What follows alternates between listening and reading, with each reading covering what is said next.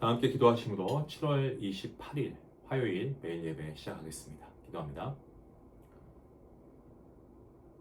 교회의 머리가 되시는 예수 그리스도 우리 주 하나님, 주님의 몸된 교회를 사랑하시고 지금까지 지켜주신 은혜에 감사드립니다. 우리 교회가 말씀과 성령으로 충만하며 특별히 올 한 해 성령의 열매를 맺어갈 수 있도록 하나님께서 우리에게 귀한 말씀을 주시니 감사합니다. 예배와 기도와 그리고 선교와 구제와 교육에 더욱더 힘쓰는, 무엇보다 다음 세대를 준비하는 주님의 거룩한 교회, 우리 중앙교회가 될 수 있도록 하나님 함께하여 주시옵소서. 모든 성도가 서로 사랑하고 섬기며 상처받은 이들을 품고 잃어버린 영혼을 찾아가는 교회가 되길 원합니다. 목회자와 모든 직분자들에게 지혜와 성령의 능력을 더하시고 교회의 모든 사역을 통하여서 복음이 힘있게 전파되게 하여 주시옵소서. 오늘도 예배하는 모든 주의 자녀들 가운데 함께 하시고 오늘도 말씀을 통하여서 주님의 음성을 듣는, 주님의 말씀에 순종할 수 있는 귀한 거룩한 주의 백성들 되게 하나님 복 내려 주시옵소서. 감사하며 예수님의 이름으로 기도하옵나이다. 아멘. 찬송가 282장 함께 하시겠습니다.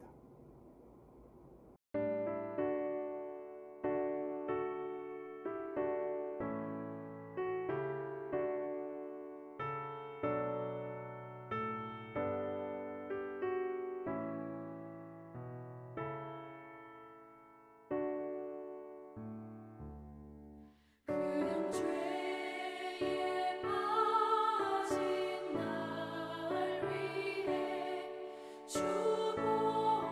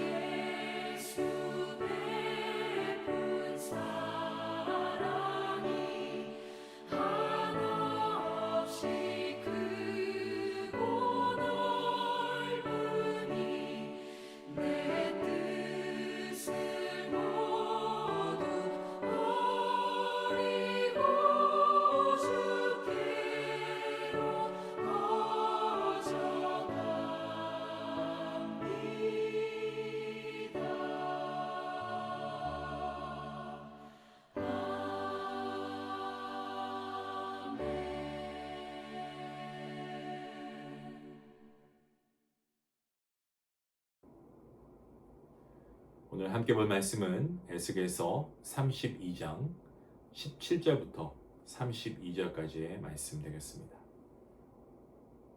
어제 이어서 32장 말씀 같이 함께 읽도록 하겠습니다. 12째 어느 달 15째 날에 여호와의 말씀이 내게 임하여 이르시되 인자야 애굽의 무리를 위하여 슬피 울고 그와 유명한 나라의 여자들을 구덩이에 내려가는 자와 함께 지하에 던지며 이를 것이다. 너의 아름다움이 어떤 사람들보다도 뛰어나도다. 너는 내려가서 할례를 받지 아니한 자와 함께 누울지어다. 그들이 죽임을 당한 자 가운데서 엎드러질 것이며 그는 칼에 넘겨진 바 되었은즉 그와 그 모든 무리를 끌지어다. 용사 가운데에 강한 자가 그를 돕는 자와 함께 스올 가운데에서 그에게 말하며 할례를 받지 아니한 자 곧 칼에 죽임을 당한 자들이 내려와서 가만히 누웠다 하리로다. 거기에 아수르와 그 온 무리가 있으며 다 죽임을 당하여 칼에 엎드러진 자라. 그 무덤이 그 사방에 있도다.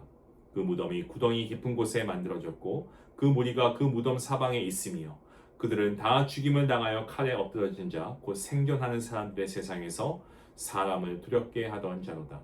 거기에 엘람이 있고 그 모든 무리가 그 무덤 사방에 있으며 그들은 다 할례를 받지 못하고 죽임을 당하여 칼에 엎드려져 지하에 내려간 자로다. 그들이 생존하는 사람들의 세상에서 두렵게 하였으나 이제는 구덩이에 내려가는 자와 함께 수치를 당하였도다. 그와 그 모든 무리를 위하여 죽임을 당한 자 가운데 침상을 놓았고 그 여러 무덤은 사방에 있으며 그들은 다 할례를 받지 못하고 칼에 죽임을 당한 자로 다 그들이 생존하는 사람들의 세상에는 두렵게 하였으나 이제는 구덩이에 내려가는 자와 함께 수치를 당하고 죽임을 당한 자 가운데서 뉘었도다. 거기에 메섹과 두발과 그 모든 무리가 있고 그 여러 무덤은 사방에 있으며 그들은 다 할례를 받지 못하고 칼에 죽임을 당한 자로다. 그들이 생존하는 사람의 세상에서 두렵게 하였으나 그들이 할례를 받지 못한 자 가운데서 이미 엎드러진 용사와 함께 누운 것이 마땅하지 아니하냐. 이 용사들은 다 무기를 가지고 스올에 내려가서 자기의 칼을 베개로 삼았으니 그 백골이 자기 죄악을 졌으며 생존하는 사람들 세상에서 용사의 두려움이 있던 자로다. 오직 너는 할례를 받지 못한 자와 함께 패망할 것이며 칼에 죽임을 당한 자와 함께 누울 것이로다. 거기에 에돔 곧 그 왕들과 그 모든 고관이 있으며 그들이 강성하였으나 칼에 죽임을 당한 자와 함께 있겠고 할례를 받지 못하고 구덩이에 내려간 자와 함께 누울 것이로다. 거기에 죽임을 당한 자와 함께 내려간 북쪽 모든 방백과 모든 시돈 사람이 있으며 그들이 본래는 강성하였으므로 두렵게 하였으나 이제는 부끄러움을 품고 할례를 받지 못하고 칼에 죽임을 당한 자와 함께 누웠고 구덩이에 내려가는 자와 함께 수치를 당하였도다. 바로가 그들을 보고 그 모든 무리로 말미암아 위로를 받을 것이며 칼에 죽임을 당한 바로와 그 온 군대가 그러하리로다. 주 여호와의 말씀이니라. 내가 바로로 하여금 생존하는 사람들의 세상에서 사람을 두렵게 하게 하였으나 이제는 그가 그 모든 무리와 더불어 할례를 받지 못한 자 곧 칼에 죽임을 당한 자와 함께 누이리로다. 주 여호와의 말씀이니라. 아멘. 에스겔 32장은요 29장부터 이어진 애굽의 멸망 예언을 마무리하는 그러한 말씀입니다. 오늘 읽었던 본문 말씀이죠. 17절부터 32절까지의 말씀.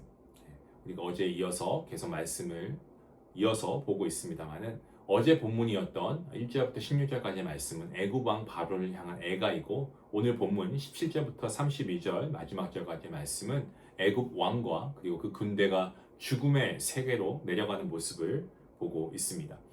애굽은 아브라함 시대부터 이스라엘 멸망할 때까지요 오랫동안 강대국으로 존재했던 나라였습니다.